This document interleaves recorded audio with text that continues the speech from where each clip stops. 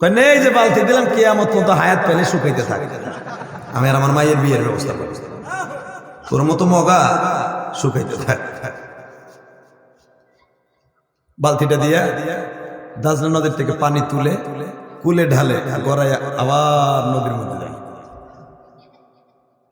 সারা দুনিয়ার দমকল বসাইয়া আপনাকে 5 খাল, যেই খালের সাথে আপনাকে নদীর যোগাযোগ আছে, শুকানো সম্ভব?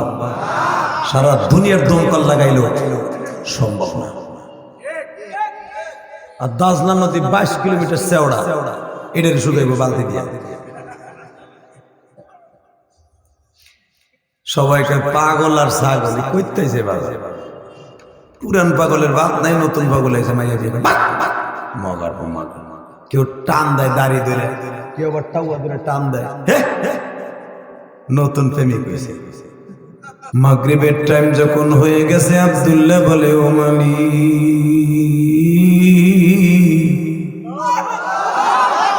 তুমি না কোরআনে বলছো, আলেমের মুখে শুনছি, ইয়া আইয়ুহাল্লাযীনা আমানুস্তাঈনু বিস-সাবরি ওয়াস-সালাহ ইন্নাল্লাহা মা'আস-সাবিরিন।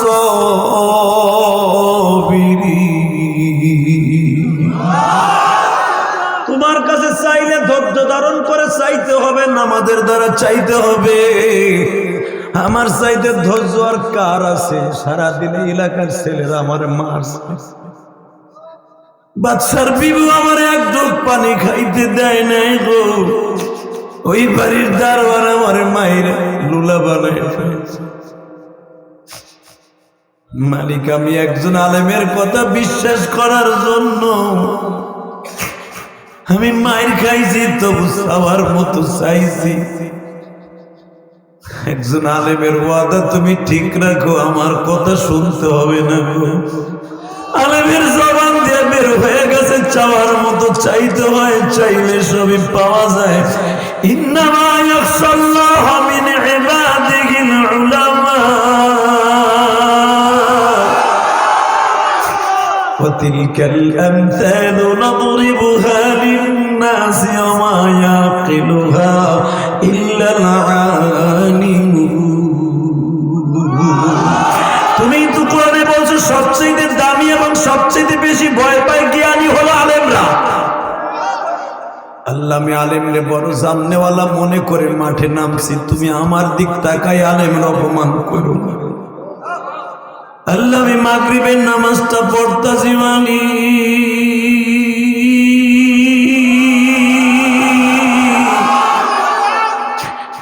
তুমি আমার আংটিটা উঠাইয়া দিবা।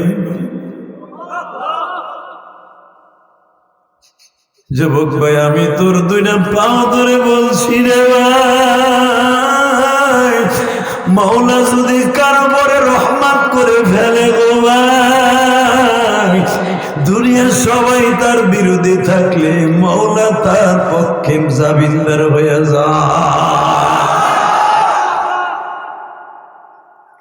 মাগরিবের নামাজটা পড়িয়া কানতে কানতে বাবা খোরাইতে খোরাইতে নদীর পারে যায়, আবার বালতিটা ফেলছে। আমার মালিক বলে, নদীর মধ্যে ফেরেশতারা রে, আমার আব্দুল্লাহ আমারে পাগল বানাই ফেলাইছে। আলেমের দোহাই দিছে, কারণ আমি আব্দুল্লাহর দিকে তাকাই নাই, আলেমের দিকে তাকাইছি। আমার আলেমের দোহাই দিয়ে যখন আমার কাছে বলছে আংটিটা তুইলা দাও, আলেমের কথা বিশ্বাস করে মাঠে নামছি। একটা মাছকে বইলা দে আংটিটা মুখে কইরা বালতিতে তুইলা দিতে, নিজের হাতে আমি তো দের বানায়া কোনদিন জাহান্নামে ফেলবো না। ভাই বাইরে তুই জাহান্নামে জ্বলবি না, কলিজার টুকরা ভাই, আমার একটু কাইন্দা দিয়ে দেখতো ভাই, আমার মনের একটু খুশি করে দেখ না ভাই। কোনদিন জাহান্নামে ফেলবো না, বান্দায় যখন কাঁদে আমার নাম ধরে বান্দায় যখন কাঁদে আমার নাম ধরে, বান্দার গুনাহ মাফ করে দে তখনই। আল্লাহ তোমার যারা ডাক দেয় গো মামি,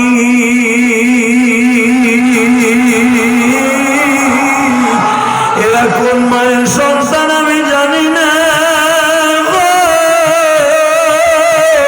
কে জানো মার কষ্ট বুকে নিয়ে তোমার ডাকে, পাহাড় সমান গুনাহ লইয়া তোমার ডাকে।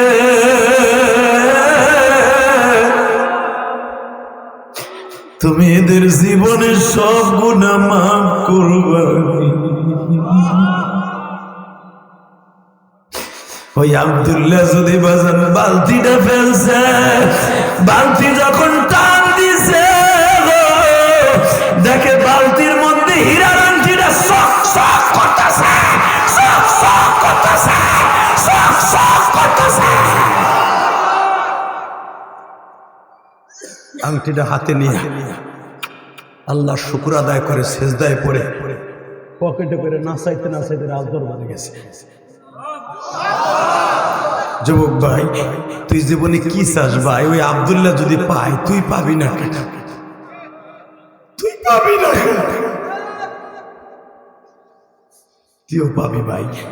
পরীক্ষা ভালো রেজাল্ট করতে চাস, কান্দা কান্দা চাস। তোর মা ডায়াবেটিস রোগী, কান্দা কান্দা চা ভাই, তোর মা ভালো হয়ে যাবে। তোর মা আর অনেকদিন দেখতে পারবি দুনিয়ায়। ইলিয়াস রহমান জিহাদের মতো হতভাগা হইস না। 12 বছর বয়সে মা হারাইয়ে আমার বুকটা ভাইরা দেখ, কলিজাটা ভুনা হয়ে গেছে। তোরা মার হাতের পিঠা খাস আর আমি খাইতে পারি না।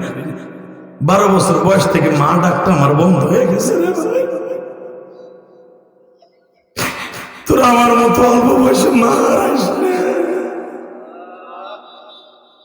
মাদ্রাসা থেকে যখন বাড়িতে আসতাম, আবার আলেম বাইরে যখন মাদ্রাসায় পড়তো, যখন বাড়িতে আসে, মার সাধ্য নাই, টাকা নাই, বাবা গরিব মানুষ, মা অন্যের কাছ থেকে টাকা ধারাই না, তারপরে তোরা আমার ভালো ভালো খাওয়াইছে। আজকে ওই দরদিটাও নাই, কেউ একটু ডাইকে খাওয়াই না রে ভাই।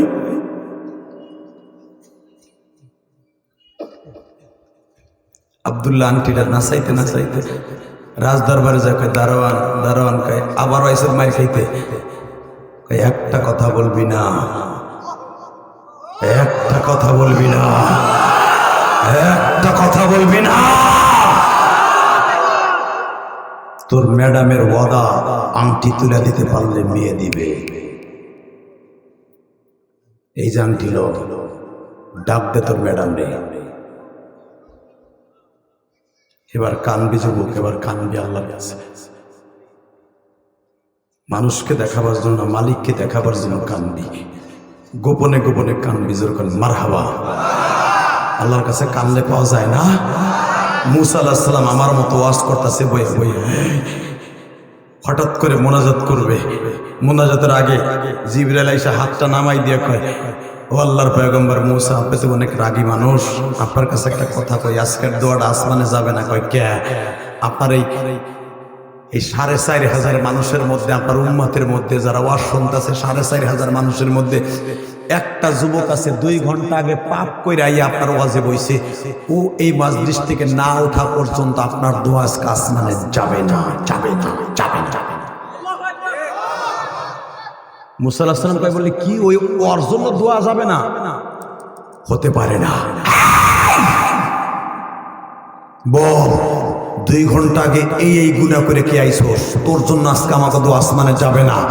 বল বল বল। যে যুবক ওই গুনাহ করে আসছে, ও জানে না। এ কে তোর বিয়ান সাহেবের লগে টেলিফোনে সেটিং করে আইছস, তুই জানোস না? কে তোর প্রেমিকের সেটিং করে কইছ আমি 2 ঘন্টা মতো কথা বলতে পারবো না, ওয়াজে যাইতেছে, ডিস্টার্ব করবা না, তুই জানোস না? হ্যাঁ, বোর সাথে কে কথা কই আইছো 2 ঘন্টা আগে, আমি ওয়াজে আছি আর ফোন দিবি না, তুমি জানো না? তো ও যে এখন পাপ করেছে 2 ঘন্টা আগে, 2 ঘন্টা সহ আমার মালিক বলে দিছে। ওই যুবক তো আর থার্মোমিটার ধরে ফেলছে, আমার কথাই বলছে, এখন যদি আমি উঠিয়ে যাই মুসা আমার একটা আসার দেবে, আর যদি না উঠি তাও জিবরাইল আমার ছবিটা দেখাই, আমার মরণ ছাড়া উপায় নাই। ও মালিক, আমি যদি উঠে যাই হাজার হাজার মানুষ আমার পাড়ায় মেরে নেবে, তুই পাপ করে আইস, তোর কারণে আজকে জিবরাইল বুয়া বন্ধ করে দিচ্ছে, আমি এমনি মরে যাবো। মালিক, আমারে মাইরা তোমার লাভ কি? আমি না তোমার বান্দা? তুমি না কইছো কুলিয়া ইবাদিয়াল্লাযীনা আসরাফু আলা আনফুসিহিম লা তাকনাতু মির রাহমাতিল্লাহ, যত গুনাহ করবে আমার দরজার থেকে সরিস না, যে কোনো এক সময় দরজার থেকে টান দিয়ে ভিতরে নিয়ে কব, বুকের মধ্যে নিয়ে কব তো সব মাফ করে দিছি, সব মাফ করে দিছি, সব মাফ করে দিছি, সব মাফ করে দিছি। আল্লাহ আল্লাহ, আমি আজকে তোমার দরজায় বয়ে রয়েছি, পাপের দরজায়, আমার টান দিয়ে বুকে নিয়ে নেওয়া। আল্লাহ, আমার মাত্র 1 মিনিটের ভিতরে মুসার কাছে ওহী দিয়ে কও, আমার জন্য আজকে দোয়া বন্ধ ছিল, আমার জন্য যেন দোয়া কবুল হয়, আমার জন্য যেন দোয়া কবুল হয়, আমার জন্য যেন দোয়া কবুল হয়, আমার জন্য যেন দোয়া কবুল হয়। তুমি যেই মুসার কাছে আমার কারণে দোয়া বন্ধ করছো, আমার কারণে চালু করো। আমি বিশ্বাস করো, আমি আর জীবনে গুনাহ করব না। আমি তওবায় নাসুহা বললাম, ইয়া আইয়ুহাল্লাযীনা আমানু তুবু ইলাল্লাহি তাওবাতান নাসুহা। আমি একবারে তওবায় নাসুহা করছি, আমি আর জীবনে গুনাহ করব না। বাজান, কে অন্তর দিয়ে তওবা করে ওটাও আমার মালিক জানে, আর কে মুখে মুখে করে ওটাও আমার মালিক জানে। কারণ আল্লাহু আলিমুম বিজাতিস সুদূর, আমার আল্লাহ অন্তরের খবর জানে, কোন নবী কোন ওলি অন্তরের খবর জানে না। এ ভাইরা, এবার তাকাও না, ওই যুবক মাত্র 1 মিনিট 20 সেকেন্ড আমার মাওলারে বুঝ দিয়ে ফেলেছে, মালিক রে,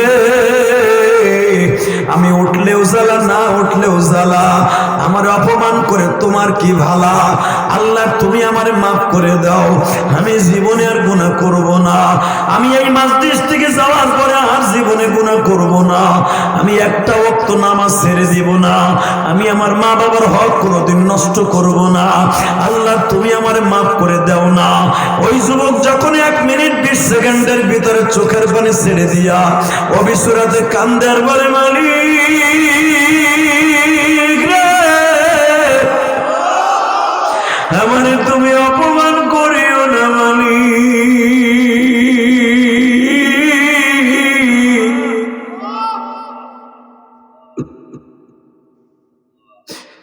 আমারে তুমি মাফ করে দাও। আমার আল্লাহর কুদরতি দরিয়ায় বাবা ঢেউ শুরু হয়ে গেছে।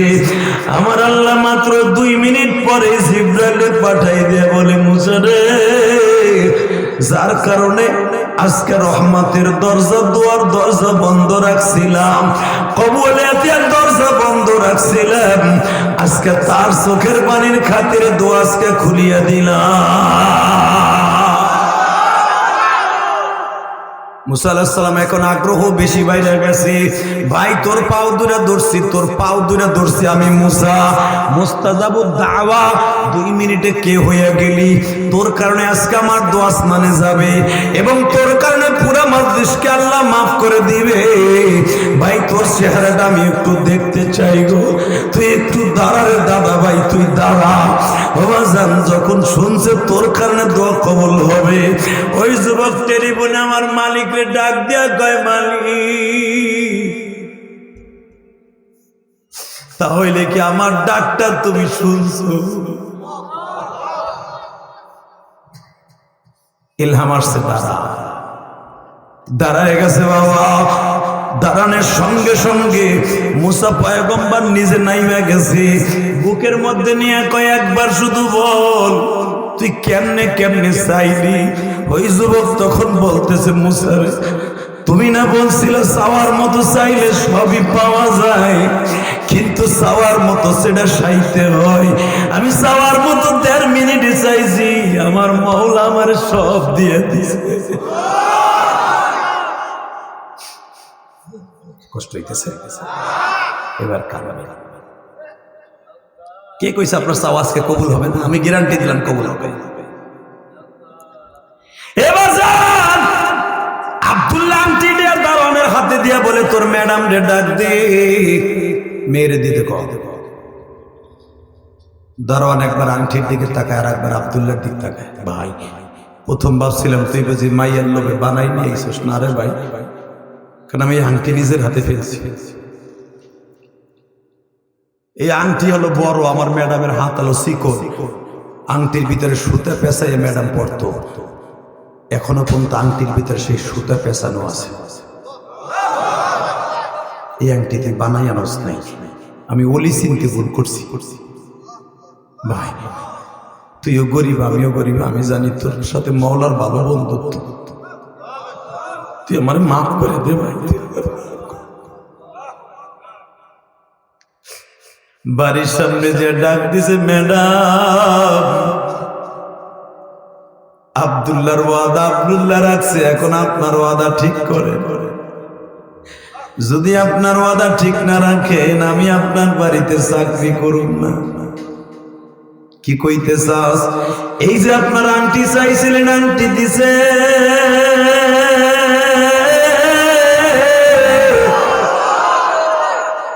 এখন মাইয়া তুলে দেন। বাদশার বিবি একবার আংটির দিকে তাকায় আর একবার আব্দুল্লাহর দিকে তাকায়। টাকা দিয়ে সব কেনা যায়, ওলি কেনা যায় না। কথা কন না, আরো জোরে কন, আরো জোরে। কষ্ট হইতেছে?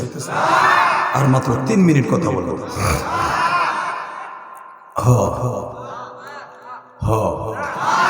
আরে পৌনে 10টা উঠছে।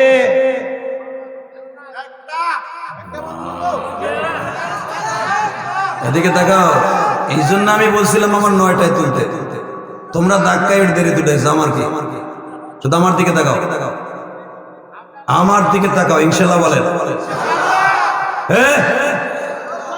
দারোয়ান বলে ম্যাডাম দেন, নাহলে চাকরি করেন না।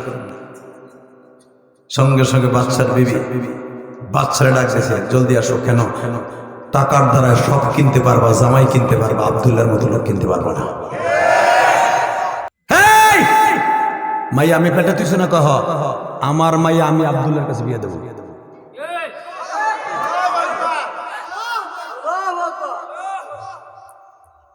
বাচ্চা তোর মাইয়া তুই পেটে তুইছ, তুই দে, অসুবিধা কি দেখলি তাহলে? বাচ্চা সঙ্গে সঙ্গে বলে এই আংটি দিয়ে আমি আরে টেস্ট করছি, চাওয়ার মতো চাইলে পাওয়া যায় কিনা। ও যখন চাওয়ার মতো চাই আংটি উঠাই দিছে, আমার বোঝা যায় আমার মওলা ওর বন্ধু হয়ে গেছে। বাদশা বলে আমি টাকা দিয়ে জামাই কিনতে পারবো, কিন্তু আব্দুল্লাহর মতো ওলি কিনতে পারবো না। আমি আব্দুল্লাহর টাকা দিয়ে বড়লোক বানাবো, আমার মেয়েটা আনন্দে থাকবে। বাজান এই কথা মনে করিয়া আমার দিকে তাকান গো বাবা। যদি আপনার মেয়েটাকে সচ্চরিত্রবান ছেলের কাছে বিয়ে দেন, সারা জীবন ছেলেটা গরিবের হোক, আপনার মেয়েটা ভালো থাকবে। বিশ্বনবী এটা প্রমাণ করে দিছে। হাতে মারে বিয়ে করতে চাইছে, মদিনার এমন কোন বড় লোক নাই রে।